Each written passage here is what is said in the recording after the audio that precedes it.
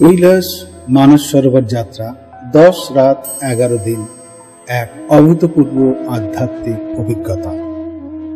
ওম নমঃ শিবায়। প্রিয় দর্শক, স্বাগত জানাই আপনাদের মহাদেব টিউব বেঙ্গলিতে। আজ আমরা নিয়ে এসেছি এক বিশেষ ভিডিও, কৈলাস মানস সরোবর যাত্রার 10 রাত 11 দিনের সম্পূর্ণ সময়সূচি। এটি প্রতিটি শিব ভক্তের স্বপ্নের যাত্রা। 10 রাত 11 দিনের এই পবিত্র যাত্রার প্রতিটি ধাপ বিস্তারিত জানাবো আজকের এই ভিডিওতে। তাই ভিডিওটি শেষ পর্যন্ত মনোযোগ দিয়ে দেখুন এবং আমাদের চ্যানেলকে সাবস্ক্রাইব করতে ভুলবেন না।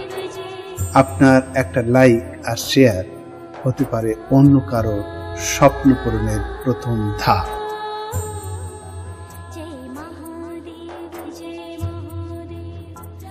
তো শুরু করা যাক আজকের ভিডিও। 10 রাত 11 দিনের কৈলাস মানস সরোবর যাত্রার প্রতিদিনের যাত্রা সূচি। মন দিয়ে পুরো ভিডিওটা দেখতে থাকুন। যাত্রার প্রথম দিন লখনৌ আগমন। ভগবান শিবের কৃপায় আমাদের পবিত্র যাত্রার শুভ সূচনা লখনৌ থেকে হবে। যাত্রীরা লখনৌ পৌঁছানোর পর নির্ধারিত হোটেলে বিশ্রাম নেবেন। সন্ধ্যায় একত্রিত হয়ে যাত্রার সংক্ষিপ্ত বিবরণ দেওয়া হবে। রাতের খাবার শেষে বিশ্রাম নিন, কারণ সামনে রয়েছে এক ঐশ্বরিক অভিযান। যাত্রার দ্বিতীয় দিন লখনৌ থেকে নেপালগঞ্জের পথে। সকালবেলায় ভোরে এক অনুপ্রেরণাময় দিন শুরু হবে সকল যাত্রীদের। প্রাতরাশের পর আমরা এসি বাসে করে প্রায় 4-5 ঘন্টার পথ পেরিয়ে যাব নেপালগঞ্জ।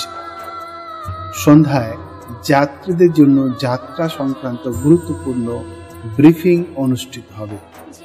রাতের বিশ্রাম নির্ধারিত হোটেলেই হবে।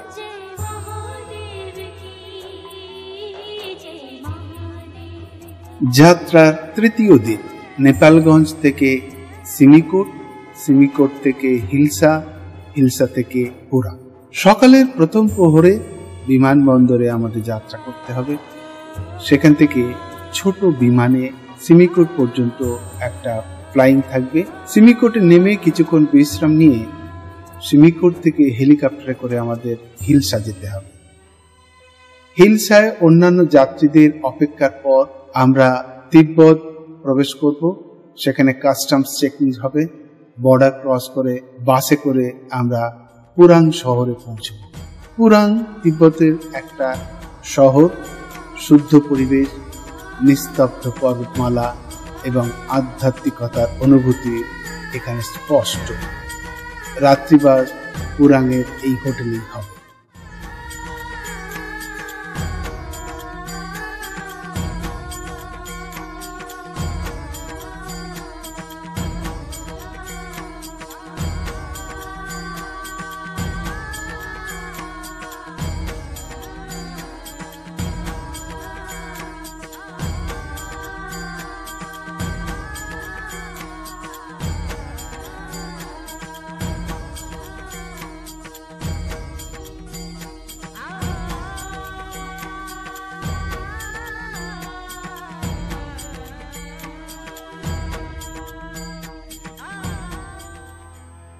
যাত্রার চতুর্থ দিন পুরাঙে বিশ্রাম ও অভিযোজন অর্থাৎ অ্যাক্লিমাইজেশন। এই দিনটি যাত্রীদের উচ্চতাজনিত অভ্যাস গড়ে তোলার জন্য নির্ধারিত করে রাখা হয়। কেউ চাইলে ছোটখাটো ট্রেকিং করতে পারেন। এখানকার বাজার থেকে প্রয়োজনীয় সামগ্রী কেনার সুযোগ থাকছে। ট্রেকিং স্টিক নিতে পারেন। পবিত্র মানস সরোবরে জল রাখার জন্য পাত্র নিতে পারেন, শুকনো খাবার ইত্যাদি।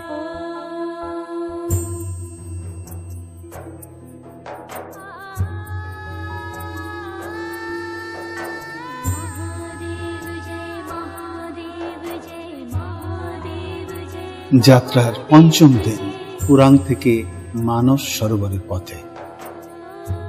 অবশেষে সেই মহেন্দ্রক্ষণ যখন প্রথমবার কৈলাস পর্বতের পবিত্র দর্শন লাভ হবে।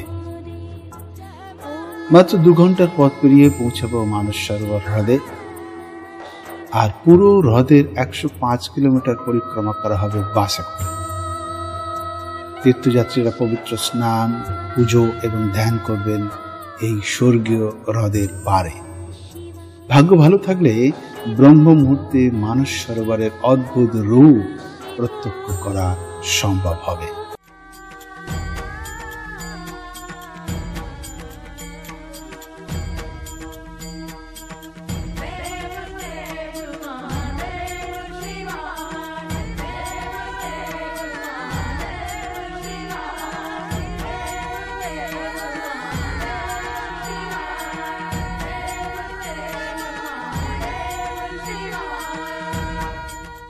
যাত্রার ষষ্ঠ দিন মানস সরোবর থেকে আমরা দার্চেনের উদ্দেশ্যে যাত্রা করব।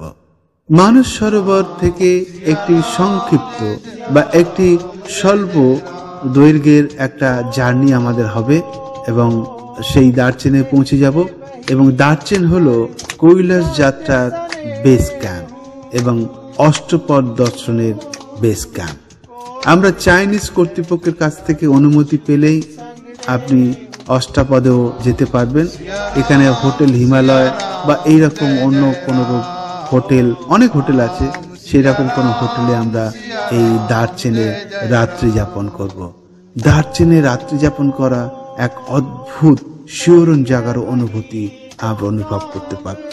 এই দার্চেন পৌঁছানোর আগেও পর্যন্ত আমরা সাক্ষাৎ কৈলাসের দর্শন পেয়ে যাব।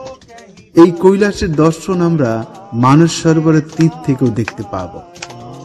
সিয়া রাম জয় জয় রাম, রাম সিয়া রাম জয় জয় রাম। ও रघुकुल रीत सदा चली आई, प्राण जाए पर वचन न जाए। राम सिया राम जय जय राम, राम सिया राम जय जय राम। बोलो श्री रामचंद्र भगवान की जय हो, जय हो। रामचंद्र जी का तो तेज लगा लो सर। किसी और भक्तजन ने कोई अपने मुखारबिंद से कुछ प्रस्तुत करना हो तो आप सादर आमंत्रित है। কৈলাস পরিক্রমার সপ্তম দিনে আমরা দার্চেন থেকে জমদারের দিকে যাত্রা করব। দার্চেনের সকালবেলায় আমরা প্রাতরাশের পর অর্থাৎ ব্রেকফাস্টের পরে আমরা জমদারের দিকে রওনা দেব। এটা 10 কিলোমিটারের মতন একটা জার্নি হবে। সেই জার্নি আমরা ওই ভলভো বাসে করেই যাব এবং বাসে করে গিয়ে আমরা জমদারে পৌঁছব। আর এই সেই জমদার, এক অদ্ভুত জমের দক্ষিণ দুয়ার, অর্থাৎ জমদার স্বয়ং যমরাজ এখানে বিরাজ করছে। কৈলাস পরিক্রমা করতে হলে আগে আপনাকে জমদার পরিক্রমা করতে হবে এবং জমদার পরিক্রমা করার পর জমদারের এই দিকের দরজা দিয়ে ঢুকে ওই দিকের দরজা দিয়ে বেরিয়ে যেতে হবে। এটা একটা নিয়ম আছে, সেটা দেখিয়ে দেবো যখন আমি থাকবো বা আমরা কেউ থাকবো, তখন একসঙ্গেই করব। অ্যাকচুয়ালি যে যাত্রাটা হবে, যে জমদার পরিক্রমা করলে কৈলাস পরিক্রমার সমান হয়ে যায়। এই সপ্তম দিন হলো কৈলাস পরিক্রমার প্রথম দিন। জমদার থেকে দিরাপুর পর্যন্ত আমাদের কৈলাস পরিক্রমা হবে, জমের দক্ষিণ দুয়ার। তারপর সেখান থেকে হবে পবিত্র যাত্রা, 10 কিলোমিটার ট্রেক করতে হবে। এই পরিক্রমার পথে উত্তরমুখী কৈলাসের প্রথম দর্শন পাবো আমরা জমদার থেকে, যা যে কোনো ভক্তের জন্য এক অনির্বচনীয় অনুভূতি। জমদারকে প্রদক্ষিণ করা মানেই হলো কৈলাস পরিক্রমার সমান। যে সমস্ত তীর্থযাত্রীরা এই পরিক্রমা করতে পারবেন না, তারা এই জমদারকে পরিক্রমা করেই আবার দার্চেনের হোটেলে ফিরে যাবেন।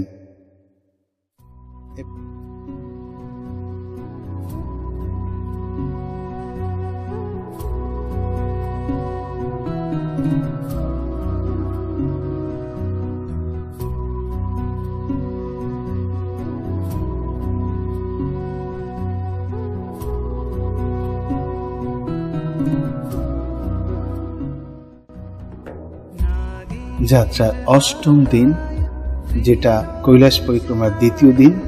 এই দিনে আমরা দেরাপুক থেকে জুতুলপুক পর্যন্ত যাব। এই পরিক্রমার সবচেয়ে কঠিন ও গুরুত্বপূর্ণ দিন হলো এই কৈলাস পরিক্রমার দ্বিতীয় দিন।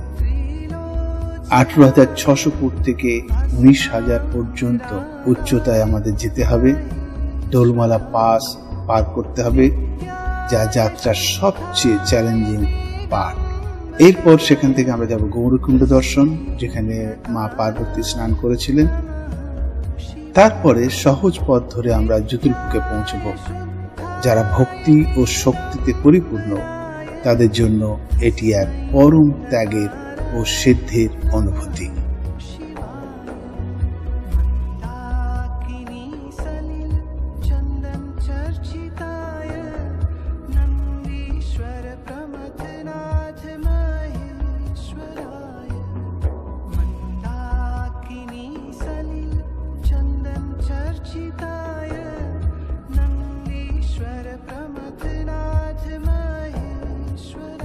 যাত্রার নবম দিন।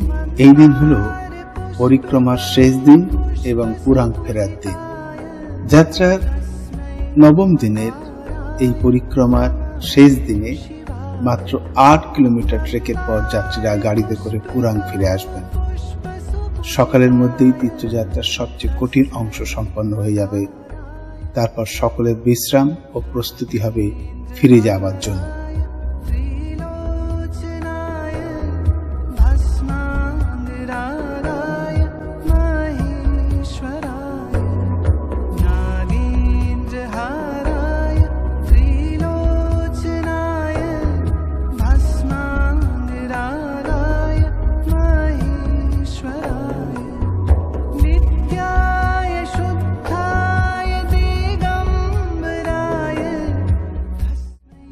যাত্রার দশম দিন।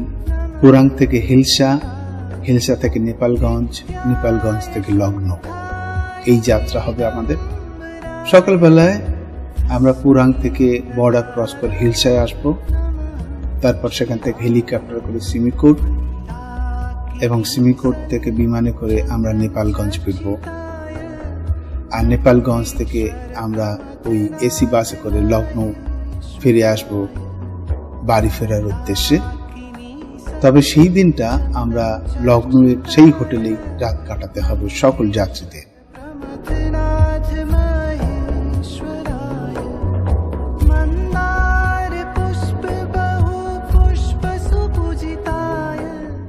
যাত্রার একাদশতম দিন, যাত্রার সমাপ্তি দিবস। হোটেলের সকালে পবিত্র যাত্রার সমাপ্তি ঘটবে। সবাই যে যার বাড়ির উদ্দেশ্যে রওনা হবে। কৈলাস মানসরোবর যাত্রার অসীম কৃপা ও স্মৃতি হৃদয়ে নিয়ে।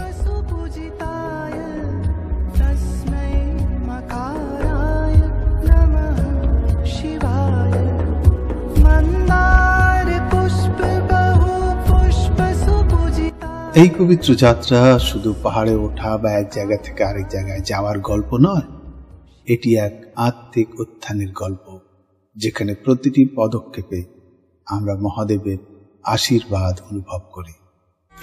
তো আপনি তৈরি তো? চলুন মহাদেবের ডাকে সাড়া দিই।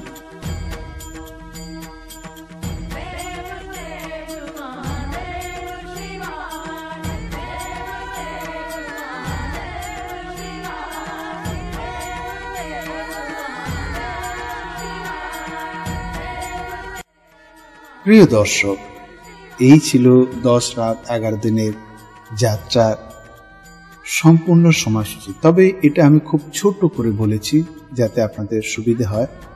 আর বিস্তারিত জানতে গেলে আমার একটি ভিডিও আছে, এই ভিডিওটা আপনারা দেখতে পারেন। এখানে পুঙ্খানুপুঙ্খভাবে ডিটেলস দেওয়া আছে, যা আপনাদের সুবিধা হবে। আজকের এই ভিডিওটা আমি খুব ছোট্ট করে দিয়েছি 10 রাত 11 দিনের যাত্রাটা কোথায় কোথায় আমরা কবে কিভাবে যাব না যাব সেই হিসাবে তো একটা আপনাদের আইডিয়া হয়ে যাবে। বিশদ জানতে অবশ্যই আমার এই ভিডিওটা দেখবেন। আর আমাদের চ্যানেলকে সাবস্ক্রাইব করবেন, লাইক করবেন, শেয়ার করবেন, যাতে অন্যান্য ভক্তরাও উপকৃত হতে পারে। তো আজকে ভিডিও এখানেই শেষ করছি। সবাই ভালো থাকবেন। হর হর মহাদেব। ओम नमः शिवाय।